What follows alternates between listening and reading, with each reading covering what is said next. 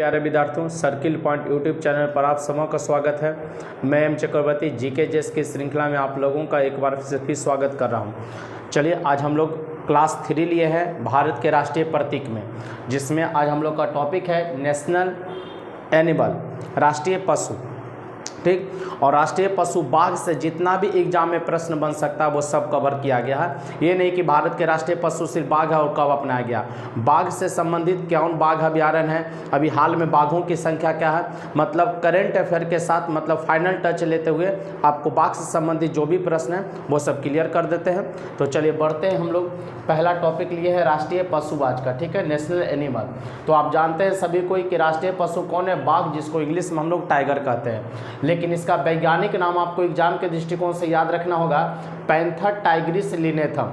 बाघ का वैज्ञानिक नाम क्या है, पैंथर टाइग्रिस लिनेथम।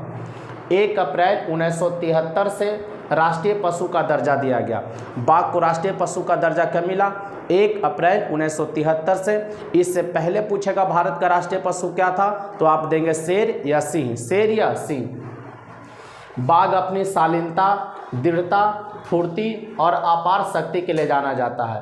बाघ अपनी शालीनता, दृढ़ता, फुर्ती और अपार शक्ति के लिए जाना जाता है। बाघ संरक्षण परियोजना प्रोजेक्ट टाइगर पूछेगा कब आया है, तो 1 अप्रैल 1973 से। बाघों का संरक्षण के लिए बाघ संरक्षण परियोजना या प्रोजेक्ट टाइगर कब आया, 1 अप्रैल 1973 से। अब भारत का पहला टाइगर रिजर्व कौन बना था, ठीक है ना, बाघ संरक्षण कौन बना था, तो gym Corbett national park, Jim Corbett national park, जो कि किस राज्य में है, उत्तराखंड में। और एशिया का ये पहला टाइगर रिजर्व घोषित किया गया था। ध्यान दीजिएगा, भारत का पहला टाइगर रिजर्व तो था ही, साथ साथ में एशिया का भी पहला टाइगर रिजर्व कौन था, जिम कॉर्बेट नेशनल पार्क। लेकिन आपको पता होगा जिम कॉर्बेट नेशनल पार्क से ही होकर रामगंगा नदी बहती थी। कौन सी नदी, रामगंगा नदी बहती थी। इसी कारण इसका नाम बदलकर रामगंगा नेशनल पार्क कर दिया गया। जिम कॉर्बेट नेशनल पार्क का नया नाम पूछेगा तो रामगंगा नेशनल पार्क कर दिया गया। हालांकि आप ध्यान दीजिएगा, जिम कॉर्बेट नेशनल पार्क का पहला नाम था Hailey national park. Jim Corbett national park को ही हम लोग कहते थे हैली नेशनल पार्क। लेकिन 1973 में जब बाघ संरक्षण परियोजना यहाँ से आया तो इसका नाम क्या गया था, जिम कॉर्बेट नेशनल पार्क। इसी का लगभग 2022 में नाम बदल कर क्या कर दिया गया, रामगंगा नेशनल पार्क, क्योंकि रामगंगा नदी यहीं से बहती थी। अगला पॉइंट, भारत का सबसे बड़ा टाइगर रिजर्व कौन सा, भारत का सबसे बड़ा टाइगर रिजर्व कौन सा है, नागा अर्जुन सागर सीरी सैलम, ठीक है, जो कि आंध्र प्रदेश में है।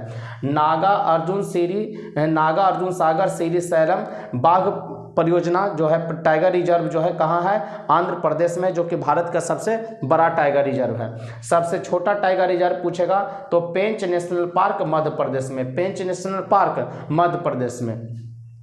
विश्व में सर्वाधिक घनत्व वाला टाइगर रिजर्व आपसे पूछे, सबसे अधिक घनत्व मतलब बाघों के एरिया कम है लेकिन घनत्व वहां पर ज्यादा रहेगा, वो कौन है, काजीरंगा नेशनल पार्क असम में, काजीरंगा नेशनल पार्क असम में। और काजीरंगा नेशनल पार्क एक सींग वाला गेंडा के लिए भी प्रसिद्ध है, ये भी आप याद रखेंगे। काजीरंगा नेशनल पार्क एक सींग वाला गेंडा के लिए प्रसिद्ध है। विश्व में सर्वाधिक ऊंचाई पर स्थित बाघ परियोजना कौन सी है, विश्व में सर्वाधिक ऊंचाई पर स्थित टाइगर रिजर्व पूछेगा कौन है, तो Namdapha national park, Namdapha national park. विश्व में सर्वाधिक ऊंचाई पर स्थित टाइगर रिजर्व कौन, नामदफा नेशनल पार्क, अरुणाचल प्रदेश में। कहाँ, अरुणाचल प्रदेश में। चलिए बढ़ते हैं आगे फिर हम लोग, चलिए देखते हैं। वर्तमान में पूछेगा कि भारत में कुल कितना टाइगर रिजर्व है, तो 54 टाइगर रिजर्व है। अभी वर्तमान समय में 2023 तक अगर देखते हैं तो कितना टाइगर रिजर्व है, 54 टाइगर रिजर्व है। 54वां किसे वन घोषित किया गया था, रानीपुर वन जीव अभ्यारण्य 2022 में।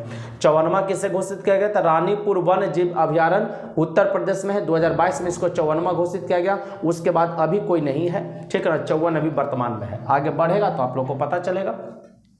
सबसे ज्यादा टाइगर रिजर्व किस राज्य में है, मध्य प्रदेश में। और एक चीज, सबसे ज्यादा बाघों का भी संख्या कहाँ है, तो मध्य प्रदेश में। सबसे ज्यादा टाइगर रिजर्व कहाँ, तो मध्य प्रदेश में। और भारत में सबसे अधिक बाघ कहाँ है, तो मध्य प्रदेश में है। वाल्मीकि टाइगर रिजर्व बिहार के पश्चिमी चंपारण में है, वाल्मीकि टाइगर रिजर्व बिहार के पश्चिमी चंपारण में है। नवीनतम आंकड़ा के अनुसार भारत में कुल 3167 बाघ है, ठीक है ना। कहेगा कि बाघों की कुल संख्या जो 2023 के अनुसार है तो कितना, 3167 बाघ है भारत में। 2023 में बाघ संरक्षण का 50 वर्ष पूरा हुआ। ध्यान दीजिएगा, 50वां वर्ष 2023 में मनाया गया। कैसे? आप लोग को पता है कि 1 अप्रैल 1973 में 50 जोड़ेंगे तो क्या आ जाएगा? 2023 आ जाएगा। तो अप्रैल महीना में 2023 में, ठीक है, 50 वर्ष पूरा हो गया, 50वां वर्ष मना रहा। अब इस अवसर पर ध्यान दीजिएगा, भारत के प्रधानमंत्री काफ़ी स्टाइलिश कपड़ों में, ठीक है ना, भारत के प्रधानमंत्री नरेंद्र मोदी स्टाइलिश कपड़ों में कर्नाटक के बांदीपुर टाइगर रिजर्व, कर्नाटक के बांदीपुर टाइगर रिजर्व और तमिलनाडु के मुदुमलाई टाइगर रिजर्व पहुंचे थे। कहेगा कि 50 वर्ष पूरे होने के उपलक्ष्य में भारत के प्रधानमंत्री नरेंद्र मोदी कहां पहुंचे थे? तो कर्नाटक के बांदीपुर टाइगर रिजर्व में और तमिलनाडु के मुदुमलाई टाइगर रिजर्व में पहुंचे थे। और लुक उनका काफ़ी बेहतर था। आप लोग में से कोई अगर न्यूज में देखे होंगे तो आप देख रहे होंगे कि किस तरीके से स्टाइलिश कपड़ा वो पहने हुए थे। चलिए, बाघ से आपको जितना क्वेश्चन बन सकता था हम लोग बता दिए हैं। अगला है राष्ट्रीय पक्षी, नेशनल बर्ड। तो भारत का नेशनल बर्ड क्या है? मयूर या मोर, मयूर या मोर। इसका वैज्ञानिक नाम क्या है? पाओक्रिस्टेटस। मोर का या मयूर का वैज्ञानिक नाम क्या? पाओक्रिस्टेटस। भारतीय वन एवं वन्य जीव संरक्षण अधिनियम 1972। तो एक क्वेश्चन तो और बन जाता है यहीं से कि भारतीय वन एवं वन्य जीव संरक्षण अधिनियम कब आया? तो 1972 में। तो इसी के तहत मैक्सिमम जीव जंतु जो दुर्लभ थे सबको संरक्षण मिला है। भारतीय वन एवं वन्य जीव संरक्षण अधिनियम के तहत ही भारत के तमाम पशु पक्षियों को संरक्षण दिया गया था। तो अंतर्गत मोर को भी क्या मिला? संरक्षण मिला। किसके तहत? तो भारतीय वन एवं वन्य जीव संरक्षण अधिनियम 1972 के तहत। 26 जनवरी 1963 से राष्ट्रीय पक्षी किसे घोषित किया गया? मोर को, ठीक है, जो कि पक्षियों का राजा कहलाता है।